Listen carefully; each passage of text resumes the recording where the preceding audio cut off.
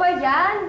Pwede ba sa labas mo nang gawin yan? Mamaya matuluan mo ng pawis yung floor ko. Nakakadiri. Ano nga palang nangyari doon sa lakad mo kanina?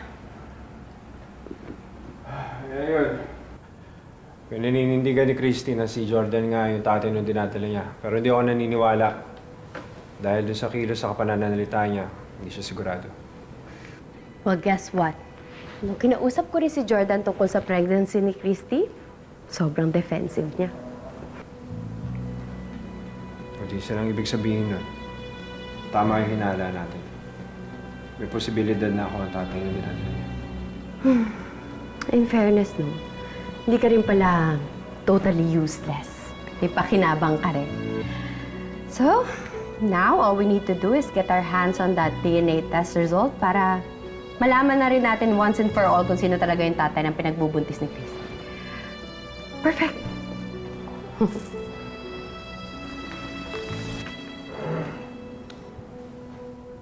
Ano ba? Sinabihan ka na eh, sisipain kita dyan.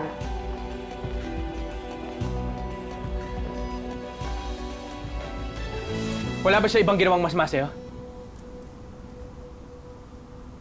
Babe, kasi hindi ko alam paano nalaman nila yun. Pero alam niyang buntis ako. Niisip niya rin na siya yung ama ng dinadala ko. Paano niya nasagap yung balitang yan? Babe, yan din ang pinagtataka ko. Wala naman akong ibang pinagsabihan kundi si Jeff tsaka yung pamilya ko. May isa pang taong nakakaalam. Si Shaira. What if konektado sila? Paano kung nagko-communicate si Leon at si Shaira? Eh, Pwedeng magkakilala yung dalawa.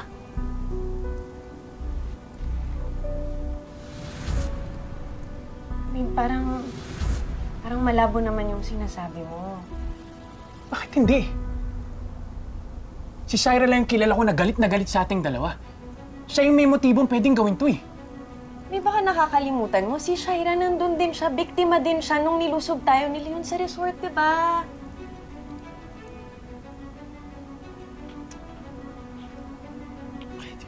Ewan ko na. Baka napaparaning lang ako. Nakakabwisit kasi. Ba't pare sila ginagawa ng issue yung pagbubuntis mo para lang mapaghiwalay tayo? Babe, kanina ko lang ulit nakita na ganun kagalit si Leon. Parang bumalik na yung dating mabagsik at halang na bituka. Pinagdadasal ko talaga na hindi siya ang ama ng batang to.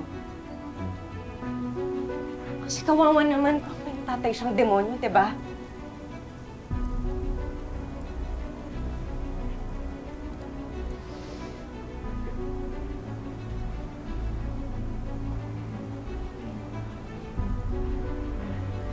Listen to me. Hindi ka dapat mag-alala. Malakas ang kutob ko akong tatay ng bata. Magmamatch yung DNA at mapapatunayan natin na ako yung tatay ng bata.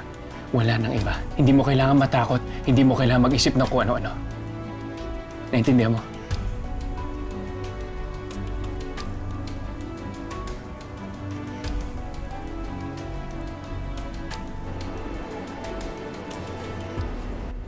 Don't worry, anak. I'm sure everything will be alright. Pero nasa na si Jordan? Anong oras dadating? Mas maganda sana kung sabay kayong nandito para malaman ninyo yung result ng paternity test. Eh, nag-text naman po siya kanina. Sabi niya, paalis na daw po siya ng hotel. So, pang-amang na lang. Oo, relax. I'm sure everything will be alright. Mrs. Manansala, Sa kanya, ready na daw po yung medical technologies namin para i-discuss sa inyo yung result ng paternity test. Pwede po bang maghintay ng konti? Para naman sabay kami ng asawa ko. Padating na rin naman siya. Sige po, sabihin ko po. Thank you, thank you.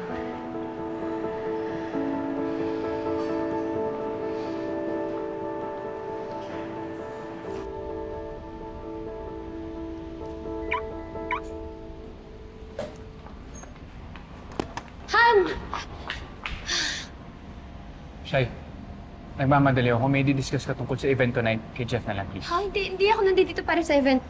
Nakalimutan mo na ba ako ng araw ngayon? It's our 4th anniversary, simula na maging tayo.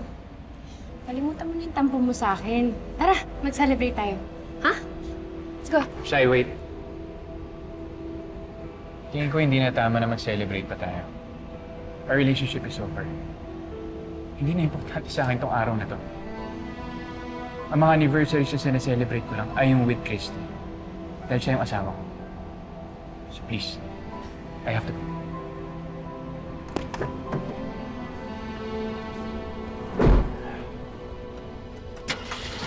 Jordan, please don't do this. Jordan, please, huwag mo naman akong baliwalain. Hanggat hindi pa nata-terminate yung kasal natin, asawa mo pa rin ako, Jordan! I deserve your time! I deserve your attention! Stop this car, please! Mag-usap muna tayo, Jordan! Jordan, please! Han, please, kausapin mo muna ako! Please! Tumigil ka na! Ayaw mo ako kausapin? Ha? Ayaw mo? Sige! Patayin mo na ako! Anong ginagawa mo, Shay? Sige na, ito naman yung gusto mo, di ba? Sige, sagasaan mo ako! Oh! Shaira! Sige na! Ano ba hihintayin mo? Sagasaan mo na ako! Ito naman yung gusto mo, di ba? To get rid of me, go! mo? Bakit ang tagal naman yata ng asawa mo?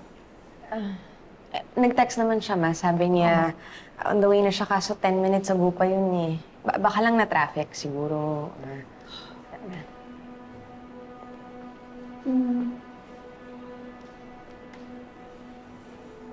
Pasensya na po, Mrs. Magansala. May next appointment po kasi yung medical technologist na naka-assign sa inyo. Pwede na raw po ba kayong makausap?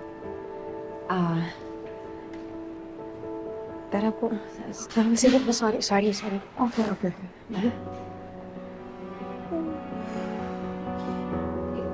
Thank you.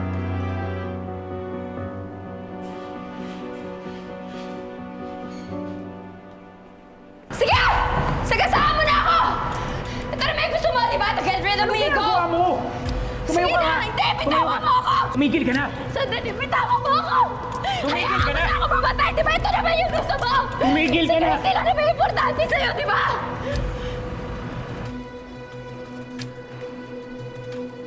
Oh, Glenn. Ma'am Carmen, Christy, pasensya na po kayo kung hindi ko na mahihintay si Jordan.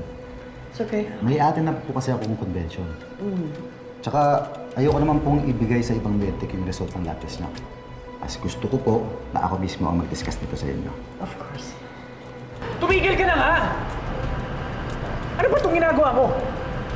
Kung dati mapapaniwala mo ako sa mga acting mo na gusto mong magpakamatay, pues ngayon hindi na ako maniniwala. Oo, siya ang importante, si Christy. Siya si Tori at yung magiging baby namin. Hindi mo nga anak yung pinagbubuntis ni Christy. Here's the result of the procedure that we conducted. As stated there, hindi nag-match ang genetic markers ng alleged father sa batang dinadala mo. The probability of paternity is 0%.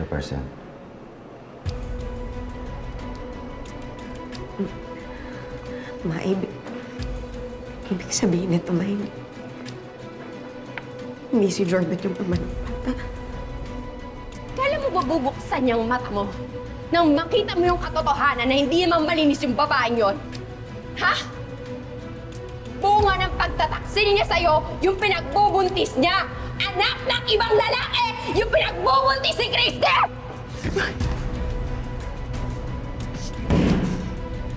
Patutunayan ko sa'yo na mali ang binibintang mo. Kapag nakuha ko yung DNA result mamaya, ibabalandra ko sa pagmumukha mo para tumikom na ang buwangan mo sa pag-iimbento ng mga kwento.